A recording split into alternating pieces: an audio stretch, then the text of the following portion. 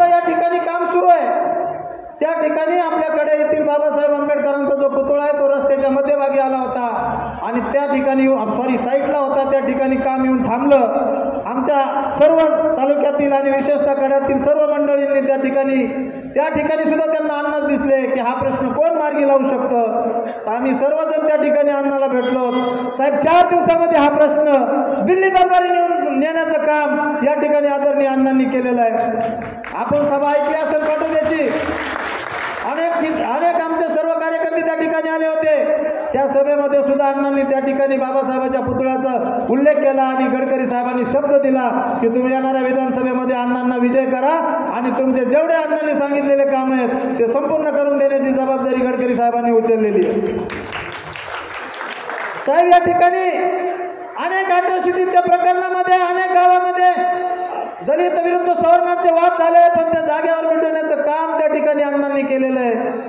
ज्या ठिकाणी मराठा बांधवांची चूक असेल त्यांना त्या ठिकाणी त्यांची चूक सांगितलेली आहे. ज्या ठिकाणी माझ्या दलित बांधवांची चूक असेल त्यांच्या सुद्धा गावामध्ये जाऊन समेट घालण्याचं काम आदरणीय अण्णांनी केलेलं आहे. आणि असं नेतृत्व तयार व्हायला मित्रांनो अनेक वर्षाचा कालावधी लागेल आपल्यासाठी, बहुजनांसाठी असं नेतृत्व तयार व्हायला. म्हणून या नेतृत्वावर या नेतृत्वाला अडचणीत आणण्यासाठी या तालुक्यातील नव्हे जिल्ह्यातील अनेक यंत्रणा या ठिकाणी सतर्क झालेल्या आहेत. आम्हाला या ठिकाणी याचं रक्षण करायचं आहे. कारण ज्या बाबासाहेब आंबेडकरांच्या संविधानाचं तंतोतंत पालन या ठिकाणी जर कोण करीत असेल, माझ्या छोट्या घटकावर अन्याय नाही झाला पाहिजे, त्याला कुठलीही इजा पोहोचली नाही पाहिजे, की बाबासाहेबांच्या संविधानाच्या अनुषंगाने त्याचं पालन करणाऱ्या नेतृत्वाला आपल्याला जपायचं आहे. वेळ जास्तीचा झालेला आहे. या ठिकाणी जास्तीचं काही नाही, म्हणजे जास्तीचं न बोलता मी आदरणीय पोटभरे साहेबांना विनंती करतो की साहेब, मुंडे साहेब हे तुमचे मित्र होते. मुंडे साहेबांच्या नंतर धस साहेब हे तुमचे मित्र आहेत. अण्णा, आमची विनंती आहे की आमच्या या नेतृत्वाला भविष्यामध्ये महाराष्ट्रात काम करण्यासाठी आपला शब्द त्या ठिकाणी खर्च करावा आणि साहेबांना त्या ठिकाणी राज्य लेवलवर काम करण्याची संधी उपलब्ध करून द्यावी, अशा पद्धतीची विनंती करतो. आणि येणाऱ्या 20 तारखेला कुठल्याही बोलतापेला ओबीसी बीबीसी कुठल्याही समाजाच्या बोलतापेला बळी न पडता ज्यांचा विजय निश्चित झालेला आहे असे आपले लोकनेते, सर्वसामान्यांचा आवाज आदरणीय अण्णांना या ठिकाणी कमळाच्या फुलावरती त्यांच्या बटन दाबून प्रचंड मताने विधानसभेमध्ये पाठवायचं आहे.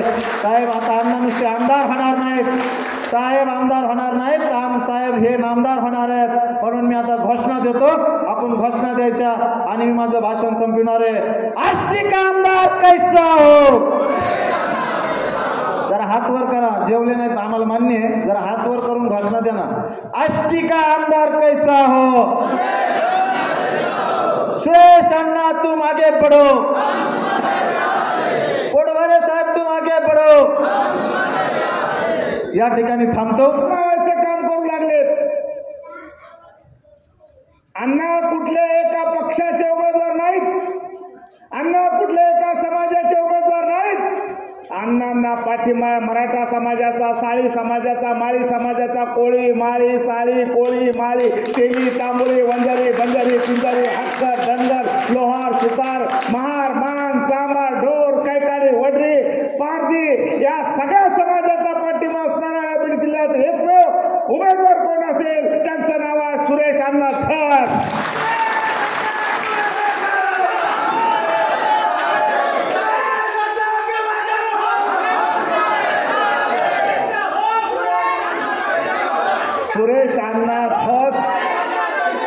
सुरेश अण्णा धस म्हणजे जातीच्या धर्माच्या पलीकडचं नेतृत्व. या माणसानं कधी स्वतःला जाती धर्मामध्ये बांधून घेतलं नाही. ज्या माणसाला गरज असेल अशा माणसाला, गरजवंत माणसाला मदत करणारा बीड जिल्ह्यामध्ये एकमेव माणूस कोण असेल त्यांचं नाव आहे सुरेश अण्णा धस.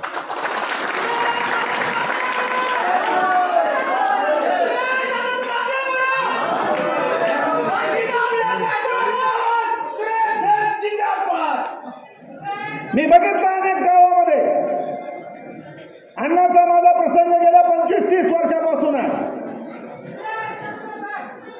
सुरेश अण्णाचं नेतृत्व वरून टपकलेलं नेतृत्व नाही, वरून अण्णाचं नेतृत्व हे संघर्षातून उभं राहिलेलं संघर्ष करून आलेलं नेतृत्व आणि शिरूरच्या गोरगरीब माणसासाठी केलेला संघर्ष मोठेपणा नाही, कुठं बडे जाऊ नाही, मी आमदार आहे, मी मंत्री आहे, अशा मनामध्ये कधीच त्यांच्या मनामध्ये कधी शिवलं. इथल्या माता भगिनी असतील, इथला भाऊ असेल, मला आठवत आहे सुरेश अण्णा ज्यावेळेला देण्याच्या खुर्चीत आले किंवा देण्याच्या ऐपतीत आले, त्या माणसाने त्यांच्या दारातून कधीच कोण्या माणसाला खाली हात जाऊ दिलेले नाही.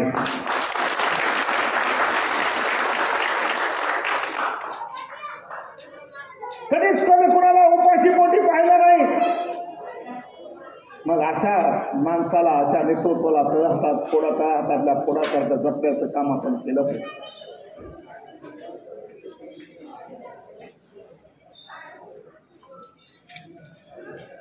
बीड जिल्ह्यातल्या अनेक नेत्यांना मी सांगितलं सुरेश अण्णा का निवडून आले पाहिजेत. इथल्या सर्वसामान्यांचा आवाज त्या विधानसभेमध्ये बुलंद करण्यासाठी सुरेश अण्णा निवडून आले पाहिजे, त्यांच्या स्वतःसाठी नाही. आणि त्याचं विधान परिषदेत उद्या जाऊ शकतात, ते विधान भवनामध्ये बोलू शकतात, परंतु जनतेचा आवाज बनायचा असेल तर त्यांना विधानसभेमध्ये आपलं पाठवणं हे आपलं कर्तव्य आहे. आणि अण्णा, मी या बौद्ध समाजाच्या वतीनं आपल्याला आश्वासित करतो, तुम्ही केवळ एकट्या कड्याच्या बाबासाहेबांच्या पुतळ्याचा प्रश्न सोडवला नाही. कुसळम मध्ये झालेली दंगल ही मला आठवते की तिथं तुम्ही आणि मी दोघ जण होतो. दोन्ही समाजाला न्याय देण्याचं काम त्यांनी केलं. मी तुम्हाला आश्वासित करू इच्छितो, तुम्ही देण्याचं काम केलं. काही लोक म्हणतात, काही म्हण आहे, देणाऱ्याने देत जावे, घेणाऱ्याने घेत जावे, देता देता देणाऱ्याचे हात सुद्धा घ्या. अन्नाला साथ आपल्या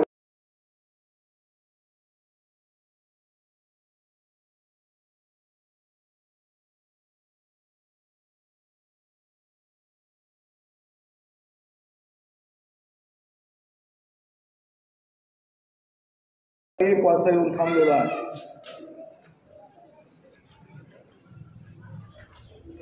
अण्णा झोप उडवली, तुम्ही सगळ्यांची झोप उडवलेली आहे. कांदाच्या समोर कुणी आयरा गायरा नसतो खा. अण्णा वाघ आहेत, मी कुणावरती टीका टिप्पणी नाव घेऊन टीका टिप्पणी करणार नाही. टीका टिप्पणीसाठी काही आम्ही आलेलो नाही. हे अण्णाचं काम बोलतंय, हे मी बोलत नाही, हे सुरेश दास अण्णाचं काम बोलतंय. या माणसाने काम केलं म्हणून त्यांचं कौतुक करण्यासाठी आम्ही आलेलो.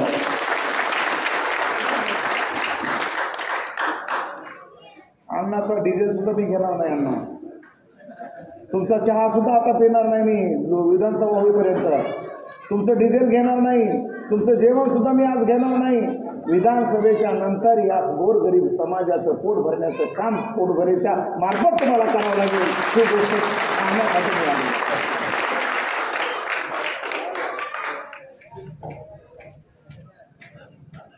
मी ज्यांना पाठिंबा दिला त्या उमेदवारांना सांगितलं की गोरगरिबाचे कामं करा, तुमचा कोणाचंच मी डिझेल आणि गाडी सुद्धा घेणार नाही, गाडीचा किराया सुद्धा घेणार नाही. तर बाबासाहेब आंबेडकरांच्या, छत्रपती शिवाजी महाराजांच्या, शाहू महाराजांच्या कृपेनं जेवढं काय आम्हाला मिळालेलं आहे ते प्रचंड मिळालेलं आहे. या गोरगरीब माणसाची सेवा करायचं काम आता अण्णा तुमच्या मार्फत आम्हाला करायचं आहे. जाता जाता एवढीच मी कळकळीची विनंती करेन, काही लोक जातीमध्ये विभागण्याचं काम करतील. जातीमध्ये अडकून पडू नका. अण्णापेक्षा पैसेवाले उमेदवार आहेत, पण मी एवढंच म्हणेन, कुणी तुम्हाला पैसे देतील, पैसे घ्या, पण दारू पिऊ नका. या सगळ्या उमेदवारांचं खा मटण आणि अण्णाच्या समोरचं दाबा बटन, हे सांगण्यासाठी मी इथं आलेलो आहे. आणि अन्नाची निशाणी आहे कमळाचं फूल. बटन तर दाबायचंय, मटण आलं की बटन आहे, पण कमळाचं बटन आपल्याला दाबायचंय, बटन दाबायचंय, पण कमळाच्या निशाणीच्या समोरचं बटन दाबून अण्णाला एवढ्या प्रचंड प्रचंड मताने आपल्याला निवडून द्यायचंय की अण्णा आमच्या समाजातला एकही माणूस आपल्यासोबत बेईमानी करणार नाही, निश्चितपणे तो बाबासाहेबांचा विचार घेऊन तुमच्या समोरचं बटन दाबल्याशिवाय राहणार नाही, एवढंच या प्रसंगी सांगतो. आणि माझं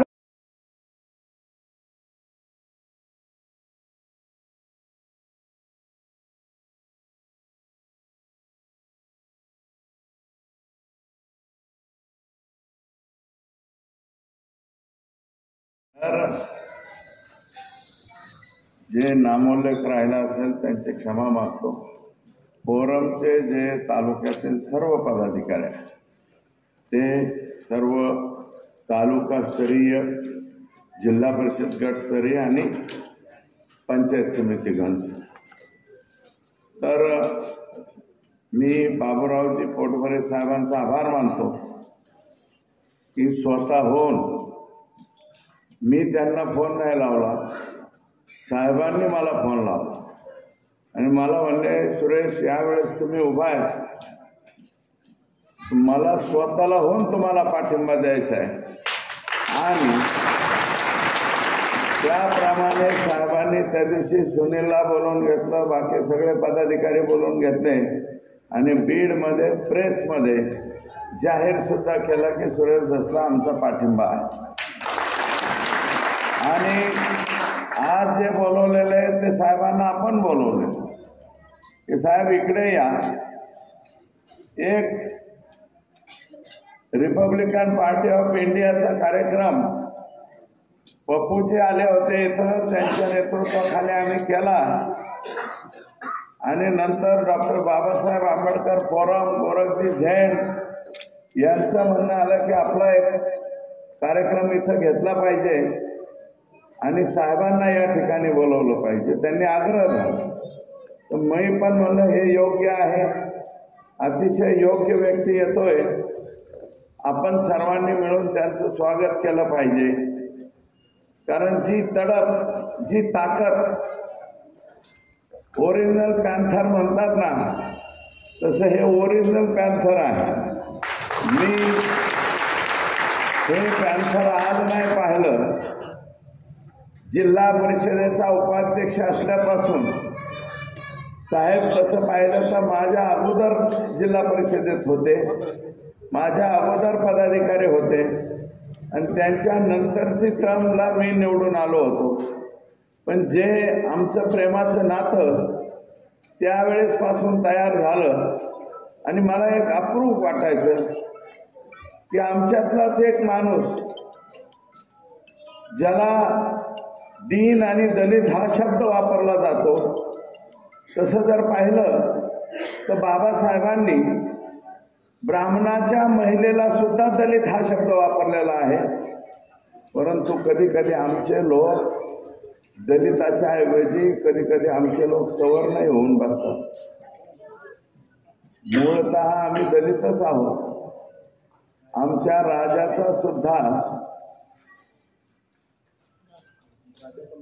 राजेपण नाकारलं, आमचा राज्याभिषेक सुद्धा केला गेला नाही. शेवटी काशीवरनं गागाभट्टा आणावा लागला आणि त्यांना दिलेली जी काही देणगी होती ती काही कोटीत सुद्धा मोजता येत नाही. तरी सुद्धा रामदास फुटाणेंची भारत कधी कधी माझा देश आहे अशी वात्रटिका होती. तसं आम्ही स्वतः दलित असताना सुद्धा आम्ही कधी कधी सवर्ण सुद्धा होऊन बसतो आणि त्याचे परिणाम पाठीमागं आम्ही फार भोगले.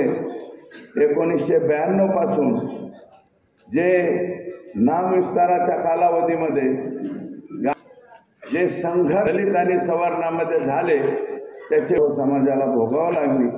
पण आता ते सगळा संघर्ष संपलेला आहे. आता तुम्ही आम्ही सर्वजण एकत्र आहोत परत बाबूरावजी आणि आम्ही पोटभरे साहेब इथे 8% तिथल्या कार्यकर्त्यांना समजा पोटभरे साहेबांनी घेतली हे मी कधीच नाश झाला तर तुम्ही तुमची बाजू सांभाळून घेतले पाहिजे आणि कुठंतरी हे काढलं पाहिजे. त्या प्रत्येक वेळेस 100% तेही म्हणजे चेक करायचे ते की हे खरं आहे का, सुरेश दत्त बोलतो हे बरोबर आहे का. जर ह्याच्यात काही चुकीचं असेल, एखाद दुसऱ्या प्रकरणात चुकीचं असेल तर ते स्पष्ट सांगायचं.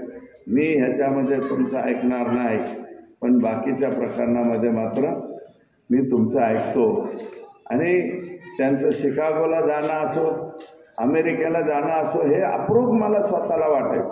कारण आमच्यातला एक माणूस लंडनला जातो, आमच्यातला एक माणूस अमेरिकेला जातो, तिथे जाऊन पदक मिळवतोय आणि तिथे जाऊन बाबासाहेबांच्याबद्दल त्या अतिउच्च सभागृहामध्ये जाऊन त्या ठिकाणी जाऊन आमची भूमिका आणि बाबासाहेबांचे विचार हे तिथे मांडतोय. याच्याबद्दल मला खूप मनापासून आदर हा त्यांच्याबद्दल कायमस्वरूपी राहिलेला आहे. बाकी इतर कोणी करो अथवा न करो, परंतु ते बाहेरच्या देशातल्या परिषदेवरून आल्याच्या नंतर जरी मला कार्यक्रम घेता नाही आला तर एक फेटा, शाल आणि हार घेऊन जाऊन, साहेब तुम्ही परदेशावरून आला, तुमचं मी स्वागत करतो म्हणून मी पोटभरे साहेबांचं स्वागत सुद्धा अनेक वेळा ज्या वेळी ते परदेशी दौऱ्यावर गेले त्या प्रत्येक वेळी मी त्या ठिकाणी त्यांचा सत्कार केला. आता मी काय बोलू माझ्याबद्दल सगळेच बोललेले आणि आदरणीय पोटभरे साहेब सुद्धा बोललेले आणि जे बोललेले ते सगळं खरं आहे. माझ्याबद्दल खोटं काहीच नाही आहे. हे नेमकं काय आहे की तुमचं आणि आमचं जे नातं आहे ते एका पिढीचं नाही आहे. हे पिढीचं नातं माझ्या बापापासून आहे. आमच्या बापाला सर्वात प्रिय कोण तर हाही काय दुसरीकडे नसायचं. आमचा फादर दलित आणि मातंगाच्याच वस्तीवर जायचा.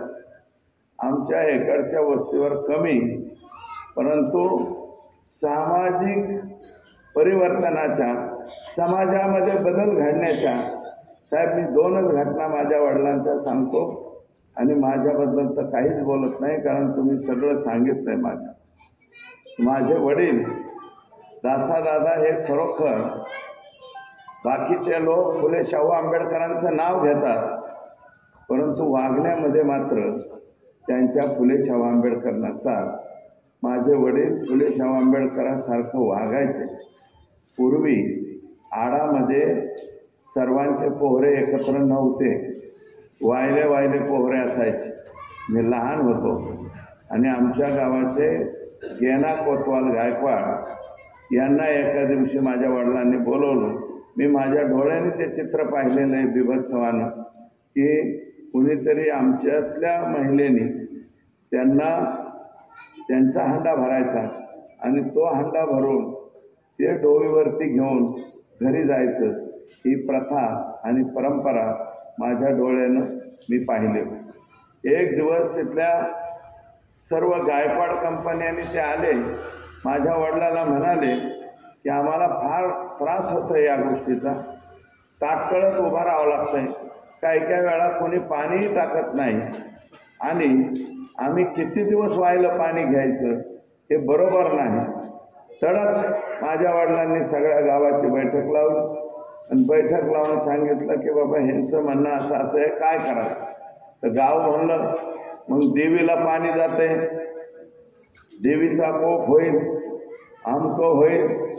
म्हणजे मग कशामुळं तर दलित समाजाच्या बांधवांनी जर त्या आडामध्ये किंवा त्या पानवाठ्यावरती जर पाणी टाकलं, महाडचं 14 तळं झालेले किती वर्ष झाले आणि त्याच्यानंतर सुद्धा ही दुर्दैवाची घटना मी लहानपण माझं असताना मला स्वतःला पाहायला मिळालेली आहे.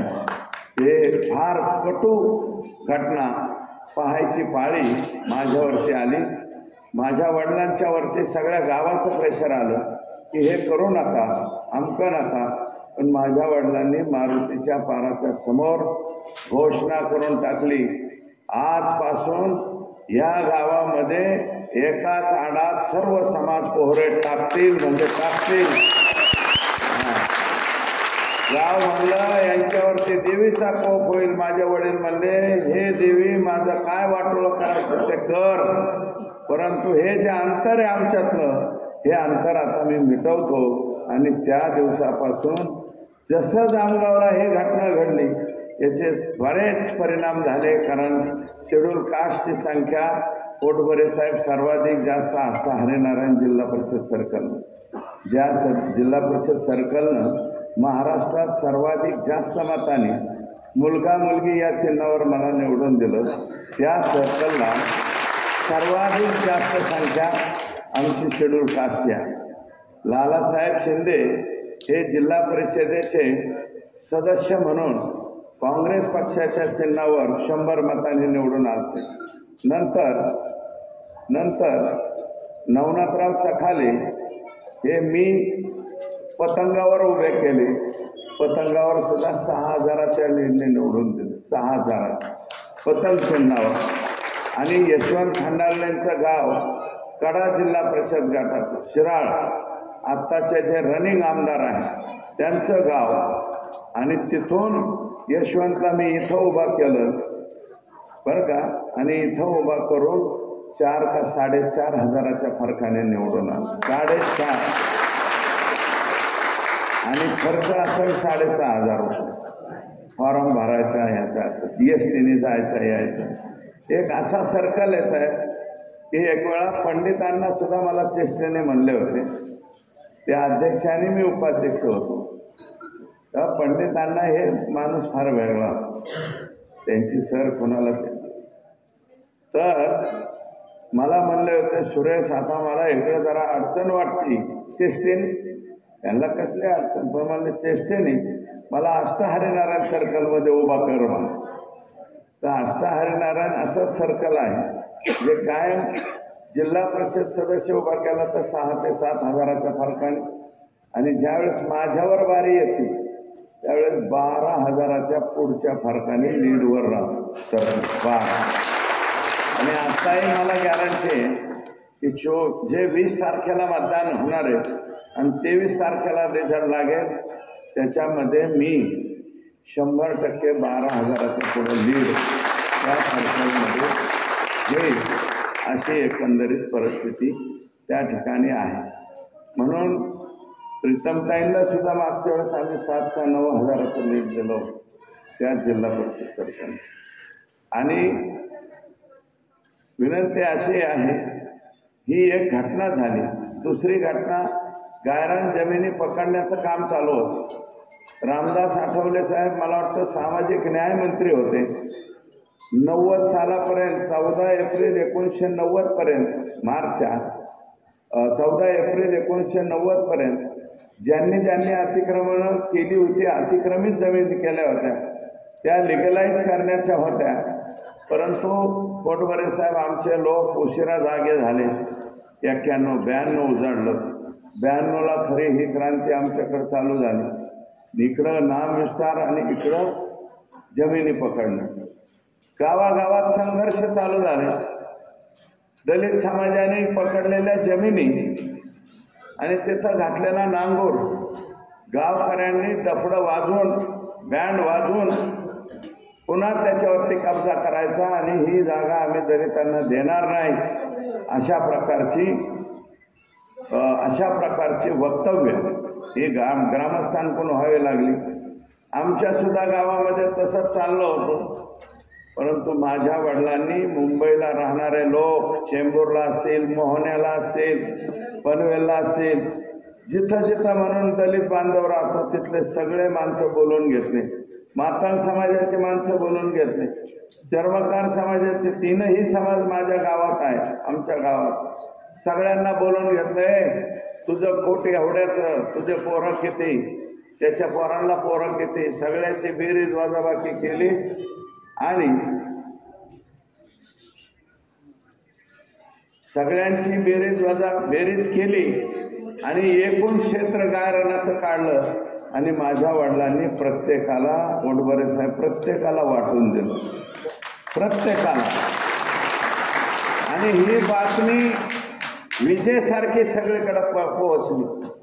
त्यारे दासादादांनी गायरान वाटप करून टाकलं. तेव्हापासून आमच्या पॉकेटमधला संघर्षच संपला. बाकीचे गावकरी सुद्धा म्हणायला लागले, अरे आपण हे चुकीचं करतोय, यांना वाटून देऊन टाका. तिथपासून पुढचा संघर्ष थोडासा कमी झाला, अन्यथा संघर्ष खूप मोठा त्यावेळेस होत होता. आणि या महाराष्ट्रामध्ये पोटभरे साहेब, मला वाटतं नानासाहेब शिंदे, यशवंतराव खंडागळे आणि हीच मंडळी 2014च्या पूर्वी विधानसभेच्या निवडणुकीच्या अगोदर उपोषणाला बसली होती की ग्रामपंचायतीचे ठराव आम्हाला मिळत नाहीत आणि आमच्या जमिनी लिगलाइज होत नाहीत. त्यावेळेस तहसीलच्या दारात जाऊन स्वतः आमदार असताना, राज्यमंत्री असताना यांच्या आंदोलनाला मी पाठिंबा दिला होता आणि ह्यांच्या नोंदी झाल्या पाहिजे.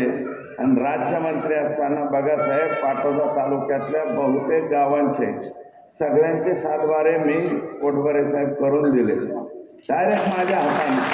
विचारा तुम्ही, कोणालाही फोन करून विचारा, जे जे नियमात बसत होते गोरखचे सगळ्या गावचे सातबारे मी दिले. फक्त एक वैद्यकीय गाव राहिले, तिथे जरा थोडीशी अडचण आहे, परंतु ती सुद्धा दूर करून ते सुद्धा गावाचं आम्हाला द्यायचं आहे.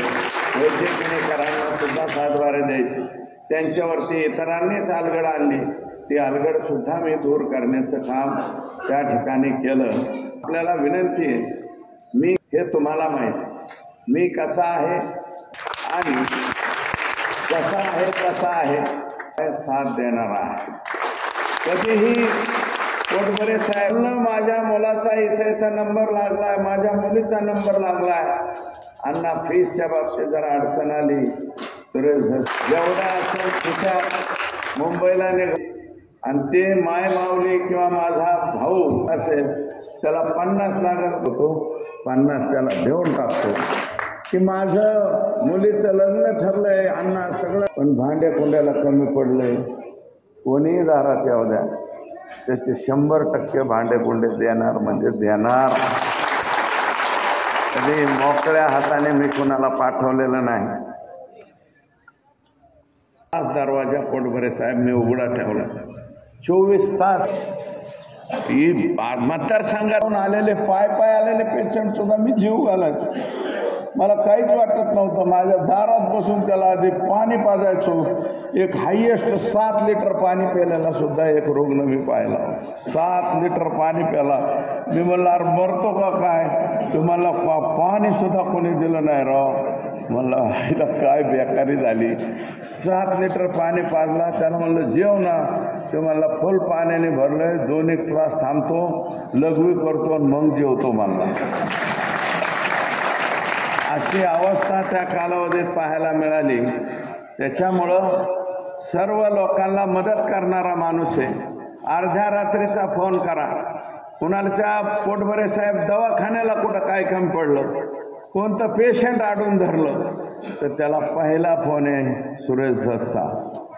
कधी बी रात्र अर्ध्या रात्र 1:30 वाजता, कधी 1:30 वाजता तर माल हाणलेले बी फोन करते. 1:30 वाजता विचारतात, हॅलो काय चाललंय. आता 1:30 वाजता काय चालायचं, आपण त्याला म्हणायचं झोपलोय बाबा. झोपलेत का, बरं मग का फोन केलता. शेजारचा पार्टनर म्हणला तुझा आमदार फोन उचलतो का म्हणून मी लावला. असे सुद्धा कलाकार आमच्या इकडं आहे. तरीही त्यांच्या समाधानासाठी मी फोन घेतो. गावात गेलो तर हे जे बांधव आमचे घेतलेले वगैरे असतात ते काय मी दलित समाजामधले म्हणत नाही, कोण्याही समाजाचा असो, माल हाणलेला गडी अर्धा किलो माझ्या कानात थुकला तरी बी तो जर म्हणला की आष्टी हे शहर आष्टी नाही हे हाँगकाँग झालं पाहिजे, मी त्याला म्हणतो तुझं बरोबर आहे, हे हाँगकाँग आपण करून टाकू.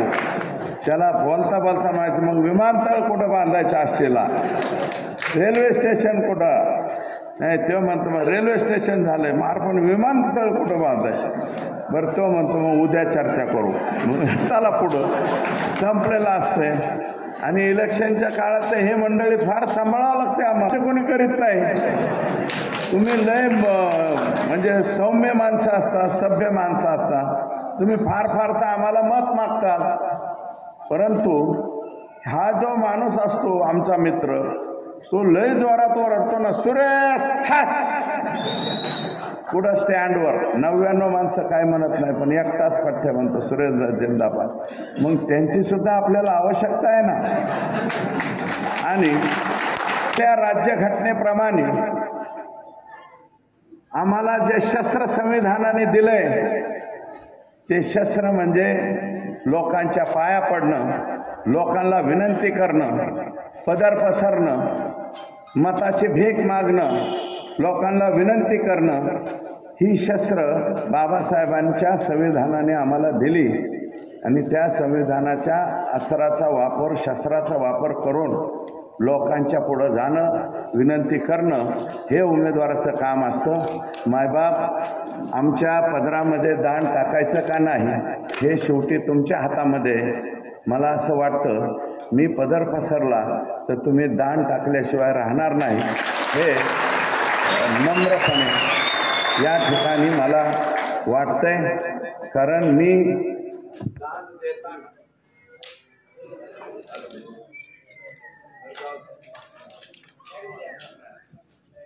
दान देताना कधीही माझ्या आयुष्यामध्ये कंजूसी दाखवलेली नाही. म्हणून मला असं वाटतं की तुम्ही सुद्धा मला कंजूसी दाखवू नका.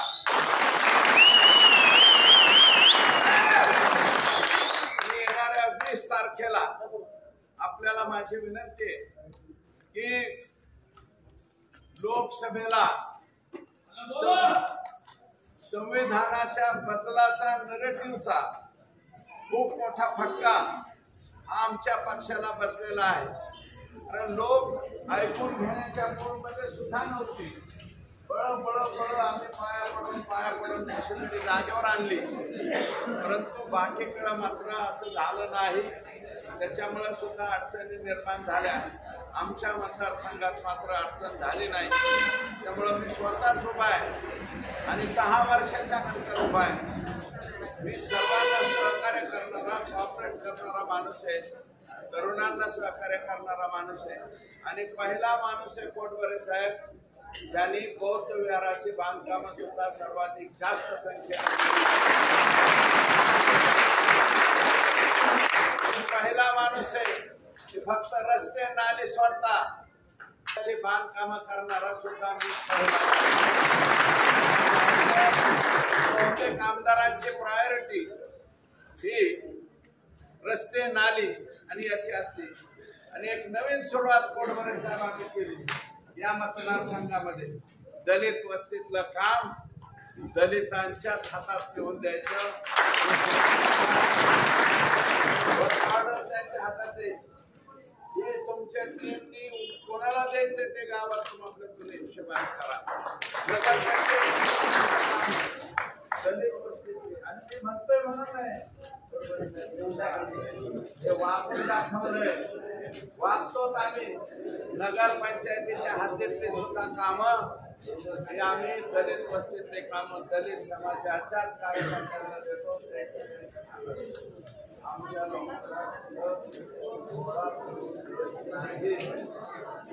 चांगले परिणाम दिसायला लागले. 5-5 पोरं एकत्र यायला लागले, 7-7 पोरं एकत्र येते आणि ते म्हणतात आम्ही करतो, करा रे बाबा. आणि त्यातल्या टक्का माझ्या अजून तरी देवाच्या कृपेनं मला अशी दुर्बुद्धी सुचलेली नाही. भविष्यात सुचली तर माहीत नाही, परंतु मला बुद्धी सुचलेली नाही. अजून टक्क्याची दुर्बुद्धी मला सुचलेली नाही, हे नम्रपणे या ठिकाणी मी सांगतो. आणि दलित समाजाच्या फक्त योजनाच आणायच्या नाही, डॉक्टर बाबासाहेब आंबेडकर स्वावलंबन योजनेची 2.5 लाखाचीच विहीर होती. फक्त महाराष्ट्रातून ह्या फाकड्याचं पत्र होतं, 2.5 लाखाची नाही 5 लाखाची करा. आणि त्याच्यावरती कॅबिनेट डिसिजन झाले. आता स्वावलंबन योजनेची विहीर 5 लाखाची होईल. भविष्यामध्ये एक निर्णय मात्र करावा लागेल सरकारकडे जाऊन, तो म्हणजे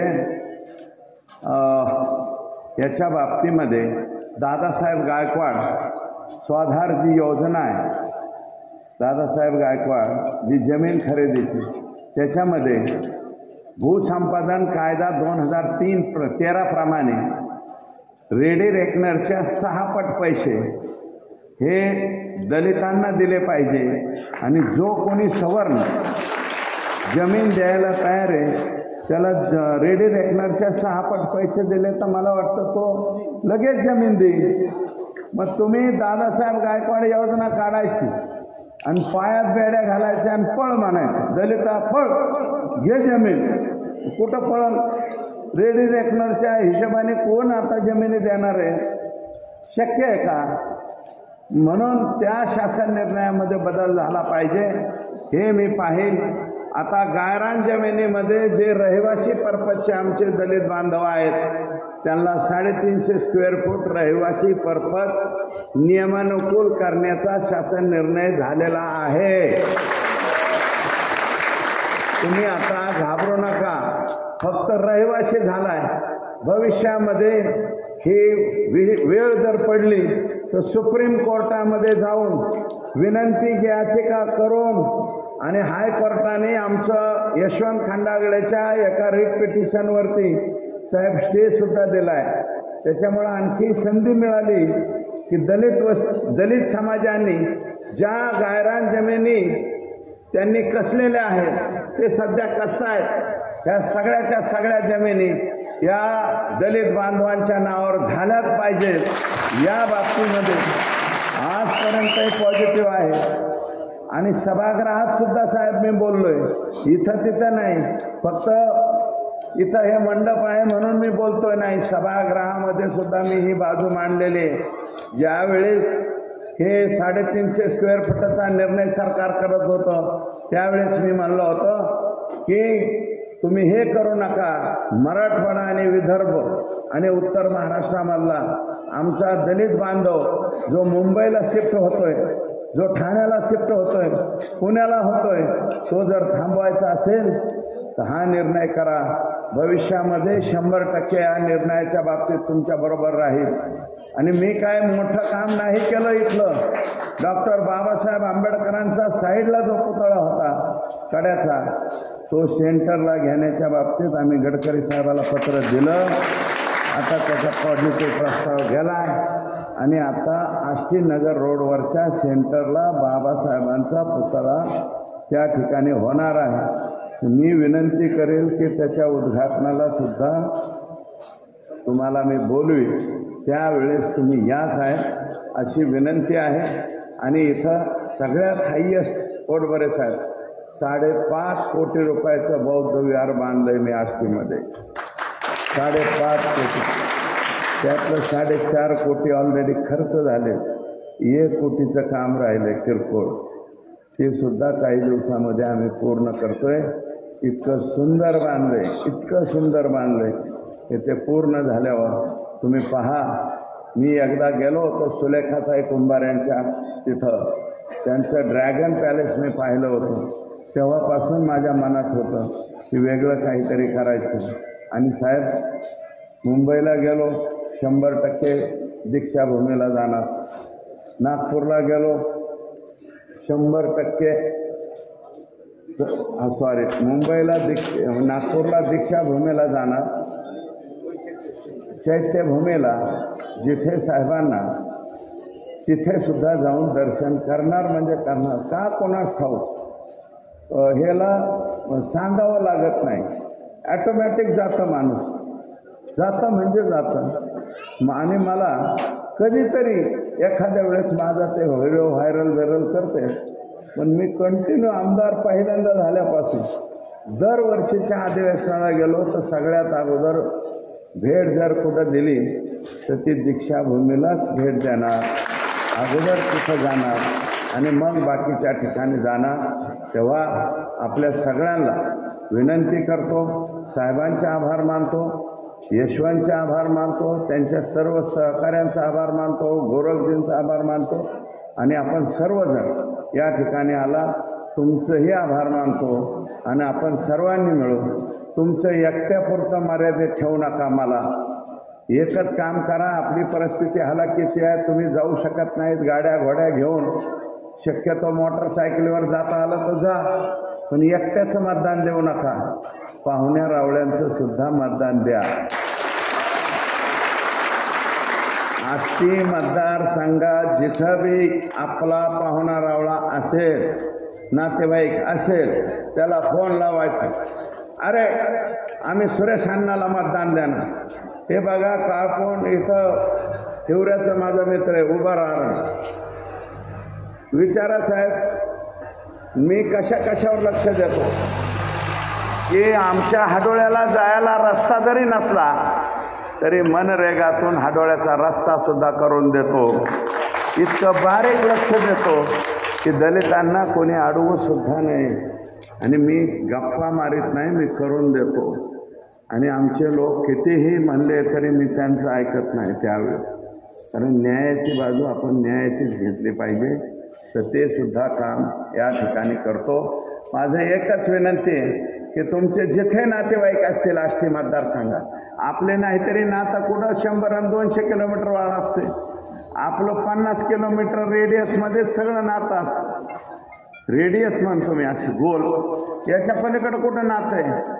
आणि आपलं नातं जर असेल तर तुम्हाला सांगतो, तुम्ही नातेवाईकाला सांगा, ते म्हणेन कसं काय चाललं, तुम्ही म्हणायचं इकडं सगळं सुरेशदास चाललं, ते पुन्हा फोन लावायचं, ते परत विचारेल कसं काय चाललंय, तुम्ही म्हणायचं सुरेशदास बुंग चाललाय, बुंग बुंग. तुम्ही तुमच्या पाहुण्याला बुंग म्हणलं की तो पाहुणा त्याला म्हणतो बुंग. अख्ख्या मतदारसंघात बुंग झालं पाहिजे. आणि साहेब म्हणले तसं जर कुणी आलं, आता ते दिवस राहिले नाही, पूर्वीचा काळ होता, ते फोटो घ्यायचे, हात लावायचे, असं मत करा, तसं मत करा, आमच्या लोकांना म्हणा. आता एवढा अडाणी समाज राहिलाय का? आमचे पोरं सुद्धा आता 8 तुकडे करतात मोबाईलचे आणि परत जॉईन करतात आणि रातभर चावम्याव करतात. त्याच्यामुळं अडचण आता राहिलेली नाही. पण तरीसुद्धा कोणी काही येऊन देतोच म्हणाले तर अजिबात नाही म्हणू नका. बाबूरावजी म्हणले तसं कोणी खायला चला म्हणलं तरी नाही म्हणू नका. आणि तो जर काही देताना म्हणला तुम्हाला शपथ घ्यावा लागेल तर ते विचारायचं कोणत्या देवाची, कोणत्या देवीची, तो म्हणून अमक्या याची. तर तुम्ही आधीच मनात म्हणायचं, हे देवा मला माफ कर, मी आता ही खोटी शपथ घेतोय. मनात देवाला म्हणजे जे कोणते तुम्ही मानत असाल तुमच्या गावात ह्याच्यात काय जण. आता कोणाच्या ह्याच्यासाठी आमचे लोक बाबासाहेबांची तर शपथ घेणार नाही, कधीच घेणार चुकून सुद्धा. आणि मानणार आहे ना, मानल्यावर तर बुटाने हसते, त्याला सोडतात का. तसे स्वाभिमानी माणसं आहेत, घाबरत नाहीत कोणाला. त्याच्यामुळं माझी विनंती की अगोदर मनात खोटी शपथ घ्या, त्याच्याकडून काय घ्यायचं ते घ्या आणि मतदान मलाच करा,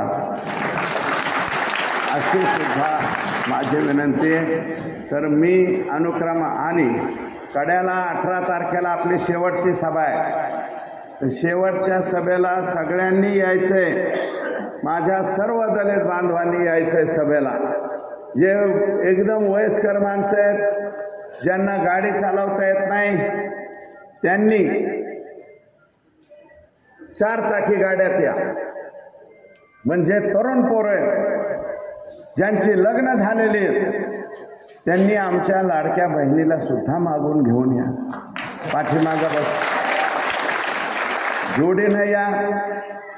लाडकी बहीण सुद्धा आमची खुश होईल, तुमच्या उजव्या खांद्यावर हात ठेवेल आणि कड्यापर्यंत येईल. म्हणजे तुम्ही येताना सुद्धा सरळ याल, जाताना सुद्धा सरळ.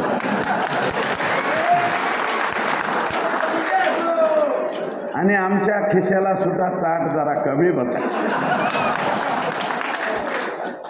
म्हणून माझी विनंती आहे, चेष्टेचा भाग जाऊ द्या, परंतु 1,500 का होईना सन्मानानं आमच्या माय माऊलीच्या अकाउंटवर 7,500 रुपये आली.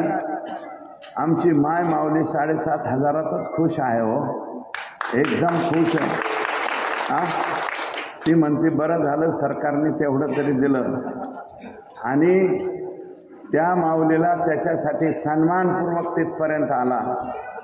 आणि ज्यांचे लग्न झाले नाही, जे मोकळे संडे आहेत, त्या सगळ्या मोकळ्या संड्यांनी टेबल सीट बसून या. तुमच्या मनात आहे, तुमच्याही उजव्या खांद्यावर कोणीतरी हात टाकावा. पण तुमचं वय वाढल्याच्या नंतर, तुमचं झाल्याच्या नंतर टाकतील. कुणीतरी आमची भगिनी तुम्हाला भेटेल, पण तोपर्यंत स्वप्नवत असलेले आमचे जे कोणी मनातले नवरदेव आहेत त्यांनी टेबल सीट या. कारण तुम्हाला मध्ये जास्त जागा लागत नाही, म्हणून तुम्ही तिथं या अशी विनंती आहे. आणि आमच्या सरकारने, महायुतीच्या सरकारने आणि 50% सवलत अगोदरच आमच्या लाडक्या बहिणीला एसटीत दिली होती. आता तर 100% दिली. आता हेतून पुढं उजव्या बाजूच्या लोकांनी, इकडं डाव्या बाजूला माझ्या भगिनी बसल्या, यांना जोरात बोलायचं नाही. कारण कोणी जर जोरात बोललं तर आमचे बंधू जर म्हणले, आमचे दाजी जर जोरात म्हणले, ए, आमची बहीण सुद्धा म्हणती, ए, आवाज नीचे करो, हे म्हणलं ना,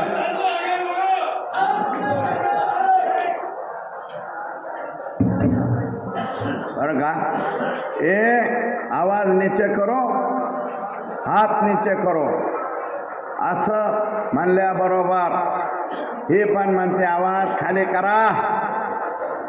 हे म्हणतो का, आता हेतून पुढे आवाज चढून बोलायचं नाही. मी मुख्यमंत्र्याची लाडकी बहीण आहे. तुम्ही जर काही म्हणले तर मी मुख्यमंत्र्यांना सांगा. असं म्हणल्यावर तुम्ही शांत राहा.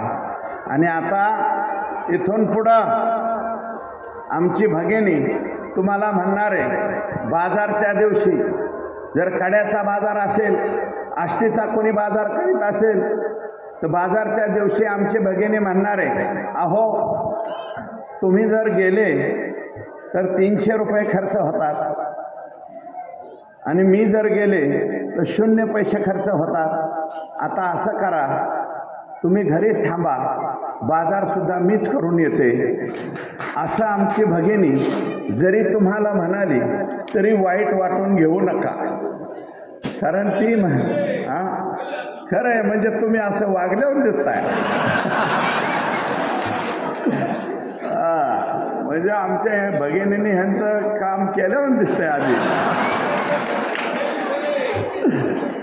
तर माझी विनंती आपल्याला, पुन्हा एकदा हात जोडून पाया पडून विनम्र विनंती आहे, तुम्हा सगळ्यांना विनंती करतो. विनंती करणं हे शस्त्र माझ्याकडे आहे. त्या शस्त्राचा वापर करून मी तुम्हाला म्हणतोय की आपण सर्वजण मला साथ द्या, समर्थन द्या. अनुक्रमांक 3, मी धस सुरेश रामचंद्र, माझं चिन्ह आहे कमळ, आणि कमळ चिन्हाच्या पुढचं बटन दाबून पुढची 5 वर्ष मला सेवा करण्याची संधी द्या. जय हिंद, जय महाराष्ट्र.